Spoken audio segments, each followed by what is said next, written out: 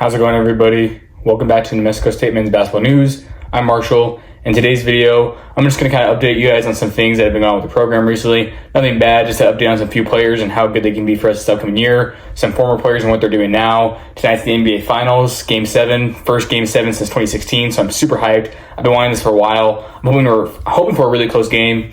It'll be cool to see if Pascal can help the Pacers get the win so he can win a second championship and get a second NBA team their first championship. That'd be very, very impressive for him to do. Not a whole lot of guys have been able to do that. And I think he's definitely deserving of Finals MVP. He was the second best player on that Toronto Raptors team, obviously behind Kawhi Leonard. I think he's clear-cut the best player on this team. I know Tyrese is really good. TJ McConnell has really stepped up. But I really like Pascal's fit on that team. I think he deserves to win Finals MVP if they do win the game, assuming he has a good game tonight. If the Thunder win, I think Shea deserves it. So we'll kind of talk about how Pascal has the chance to, do some great things tonight and put his name in the NBA history books once again. And again, in the future, he's going to more than likely be in the Hall of Fame for New Mexico State sports, without a doubt. Before we get into Siakam and other players, I want to talk about a current Aggie. I think that's the most important thing to talk about, right? Kyrie Smolin. He did an interview with Adam Young recently. I really like his professionalism. And, he has a really good chance to be a really good player for us. Could be a guy who scores in double figures, gets many double-doubles. I think he's going to dominate the paint well. And can, stretch the floor a little bit, can shoot the three ball. Not as good as Robert. We talked about Robert recently in the video. I don't think he can shoot the ball as good as him, but he can shoot better than Peter. So kind of a mix there. Again, I don't think he can dominate the paint as good as Peter, but I think he can shoot the ball a little bit better. I think he's a pretty similar player to those two guys. Has some good parts of his game. Obviously, he has the negative parts. I think he's a good defender. His efficiency isn't always the greatest, but he's hit 47 threes in the past 2 years, which you don't always expect that from a 6'7" forward, and not just a forward. He's a big forward. So really excited to see how he plays for us. He has kind of a KJ Allen type build. I've talked about KJ a lot on this channel. One of my favorite basketball players in college ever. Played for Portland State. Played at East Los Angeles College. Was part of the Last Chance U documentary for basketball on Netflix. One of my favorite shows ever. So if Kyrie's anywhere similar player of him, KJ averaged 13 and 7 his last year at Portland State. So I'm not saying Kyrie's going to put those type of numbers, but I think it's definitely possible. We also already talked about Siakam in the finals and all that. A little bit later in this video, we'll dive deeper into his stats and why I think he truly deserves to win Finals MVP and why I'm not just being biased since he played for the Aggies. Deonte Bostic will be playing in the TBT, the basketball tournament, along with Femi Udikali, another former Aggie. Deonte will be playing for Tampa, Florida pickup. I've never even heard of them, but hopefully he can play well for them. They got a lot of really good players on their team, stars from overseas and, college, professionally, all that. So we'll see how he fits the team. Hopefully he dominates and plays well, gets some buckets, gets his teammates involved.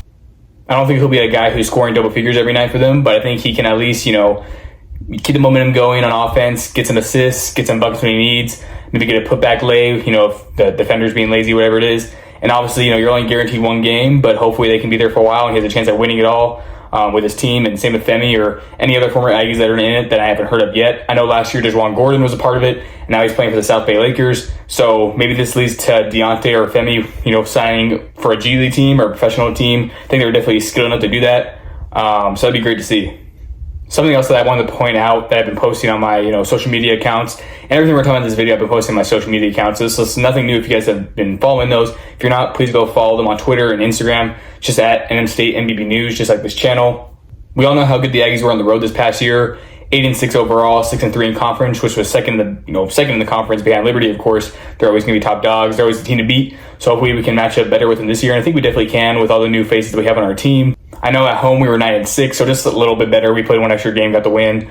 But we weren't as good at home as I thought we were going to be. And I'm sure a lot of fans were bummed out on that end because the year prior we were 12-3. That team was a strictly home team though. They weren't good on the road at all. Only 1-13. The year previous, the Aggies were 1-9, so they were 2-22 for 2 straight years total. So I'm really glad this past year's Aggie team was a lot better on the road. But like I said a lot on this channel, if we were just as good at home as we were the year prior, then this team could have won 20-25 games. But people forget that we actually started off really, really good at home, 7-1. In Coach Noonan's first 23 games as head coach, we were 19-4, finished 2-5 those last 7. 4 in a row, that doesn't happen too often, especially at home. You need to win those games because it's so tough to win on the road, which is why it was so crazy how we were able to do so good on the road but not so good at home. In conference, we had a losing record at home. You can't be having that. If we were a lot better there, who knows what we could have done. If we can get off to another hot start, even Coach Noonan's first year, we started off 11-1 in conference, lost 2 in a row, won the last one against FIU. Those losses came to Sam Houston State and Louisiana Tech. Hypothetically, we start off 11-1, maybe lose another game after that, but then that's it, because those really good Aggie teams from years ago only lost like 2 or 3 games at most at home. Some years they only lost 1. I think there might have been some years they didn't lose any. Don't quote me on that, but I'm pretty sure they were pretty close to that at times. Taking a deep dive into Pascal's stats and just how he's played overall in the finals, he's played really well. His points have gone down a little bit. He's just at under 20 a game at 19.8, averaging about 8 rebounds, 4 assists, just under 2 steals, and about, almost a block and a half a game. So he's doing it really good on the offensive and defensive end. He's had multiple double-doubles. He's led, both teams in rebounding and has led his team and sometimes both teams in scoring a few times. So I think he's definitely been one of the best players in the series. Definitely the best player on the Pacers. Shea's looked really good for the Thunder, as well as Jalen Williams. And fun fact, I think I mentioned this in a video a while back. The Jalen Williams that comes off the bench for the Thunder, yes, they have 2 Jalen Williams. He actually played at Arkansas, beat the Aggies in 2022. So if you're already rooting for the Pacers because of Pascal, maybe that gives you another reason to root for him. Like, hey, this guy, hurt our chances of making a Sweet 16 in 2022. So got to get back with Pascal. Another reason I think Pascal has a good chance of winning Finals MVP is because, unfortunately for Pacers fans and for Tyrese, he did get injured in Game 5 and only had 4 points, no field goals, threw all free throws. Things like 0 for 7 from the field, 0 for 3 or 0 for 4 from 3, which, you can't really fault the guy for that, coming off that major injury. And he said the last game had 14 points and 5 assists in like 22 minutes. He didn't have to play the whole game because, as you guys know, the Pacers just blew him out of the water. But that game might hurt his cause. Sucks for him, but, again, for us Aggie fans and for Pascal, higher chance for him to possibly win it. I know TJ McConnell really saved. I wouldn't say saved them because they did lose that Game 5, but he came up really clutch when Tyrese wasn't hitting. And he played really good last game too. He's been a big momentum player for them. Obviously, Nembhard and Nesmith, they've been really good on both the offensive and defensive end. They're one of those teams you just don't want to face. So, obviously the Thunder are favored to win tonight, I think, and favored to win the series, especially if they're at home.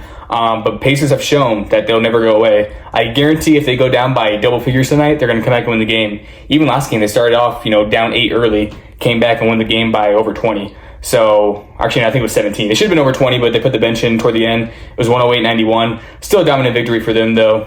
Let me know in the comments. I know the game starts in literally about an hour after this video is going to be uploaded. But if you do happen to see this video before it gets uploaded, please comment who you think is going to win the game and who you think is going to win Finals MVP. Again, gave you guys a good reason as to why I think Pascal should win it.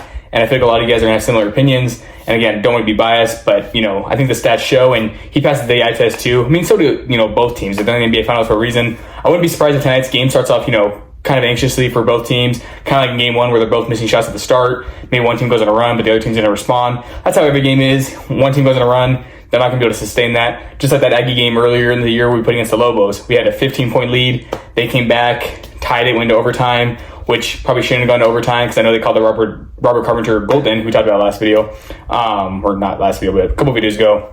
I don't think that was a golden. And the guy that shot the 3, he had a good game, 14 points, 4 threes, but he was out of bounds on that last 3. It was like his foot was right on the line. Of course, they didn't check that. You know how the refs are always going to be biased towards UNM.